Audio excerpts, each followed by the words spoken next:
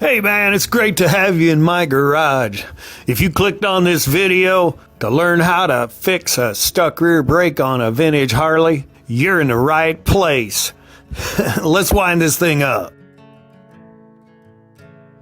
When I apply the rear brake, okay, obviously the master cylinder, this is the master cylinder here. As you press this, it pushes this piston back, creates pressure in this line, and then comes around here. That pressure is sent to this brake switch, which closes and causes the brake light to come on. And that pressure goes back here to this caliper right here, which applies pressure on the rotor. That's how it works. We're obviously getting pressure because it's pushing the piston out and pushing the brake pads against the rotor. Why is it not releasing? That is my question. My guess is that this rubber hose right here, when they sit for years and after years, the inside swells up and restricts the flow. So there's pressure coming to it when you press the brake pedal, and the master cylinder creates pressure and it forces it through that collapsed hose.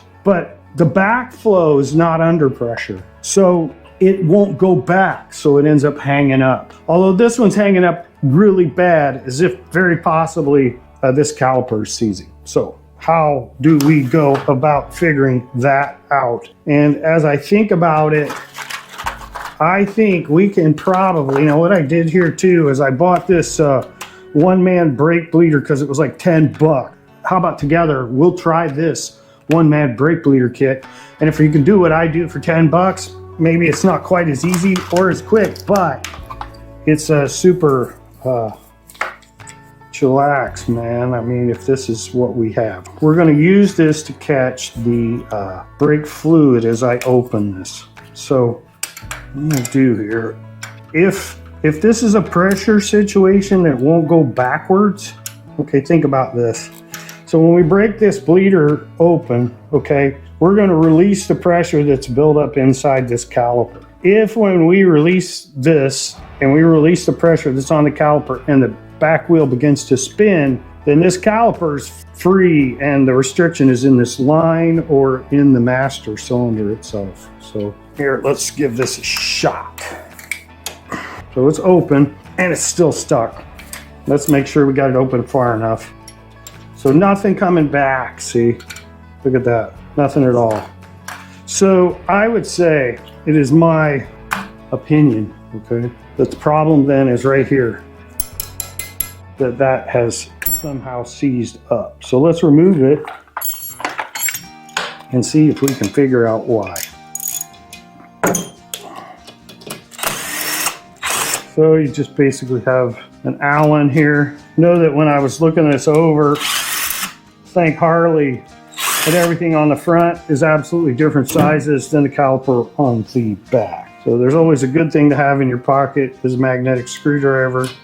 Well, maybe it doesn't want to come out of there. There's that one. And there's that. Okay. Now, we have a hose here that we probably ought to take that off. Stay right here. I'll be right back. We probably ought to take that off there. That's I think that's 1/4 inch. Most of the stuff on these old Harleys is American until you get to or SAE, I don't say necessarily American, until you get to the brakes and shocks. And then those are made in Japan. Brake shocks, forks are all made in Japan, so that's all metric. But the engine and the frame and everything made in one of the either York, Pennsylvania, two factories that manufactured these. One was York, Pennsylvania, and the other one was in Milwaukee, Wisconsin. So we'll take that loose, okay? And now let's see if we can pry this off.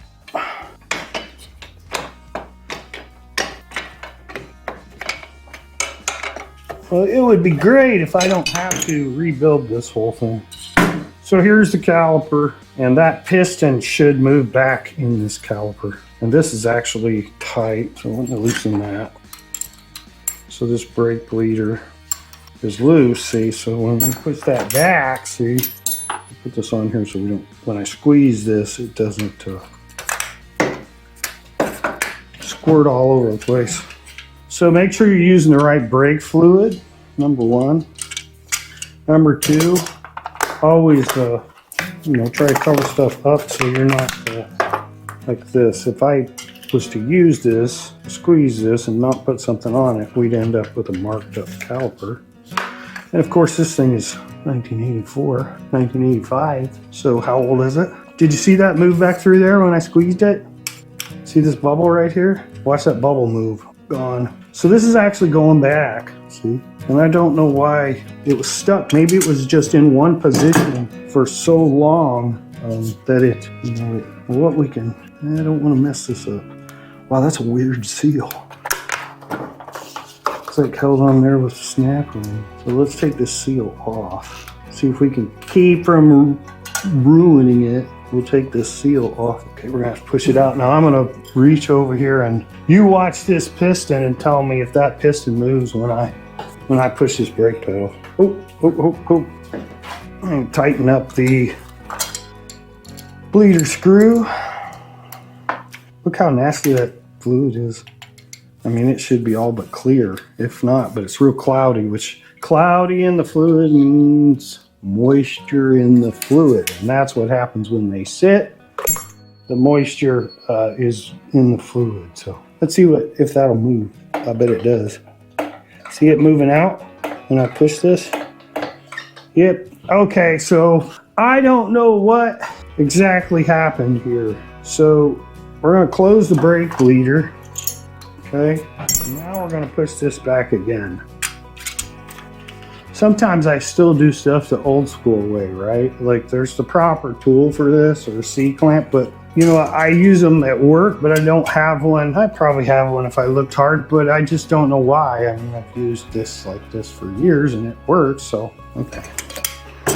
Now we'll put this. So here's our brake pads. What do you think? There's a lot of brake pad left on there. And these are, see that copper color? That's a brand that has that copper colored back plate. So even though these are old, I don't think there's any reason to replace them. The other thing that we want to see is, do they slip in and out of here, right? Pretty freely. Are they seized? And if they're not, I would say we're good. All right, we'll do that. We'll go back to this. So you guys let me know when that gets to the top. No, I'll put it where I can see it. Okay, and this is loose, yes, yes. So now we should be able to pump this back that way. Once the caliper goes, or the piston pushes out to the rotor, it should start coming up that pipe. Put a little more in here.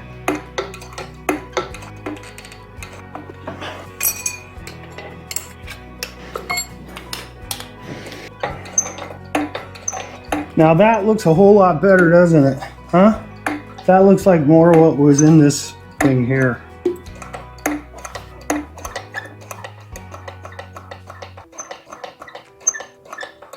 Now the advantage of this little bottle is that there's a hose that goes down into what's in there. And if it's bubbling, you haven't got all the air out. Plus you can see all the air flowing through here. So we got it. We're good. Now, the question is, isn't it, once we tighten everything up, right? Once we tighten this up, have we fixed the problem? It looks like it might have been a stuck caliper, which makes for a whole lot easier repair than what I was thinking. But I always think the worst. So, okay, we tightened this. Now I'm gonna push the brake. Okay, the wheel's locked, right? Now we release the brake and the wheel's not locked. Success! We totally fixed the rear brake. So the rear brake is fixed. It was a stuck rear caliper.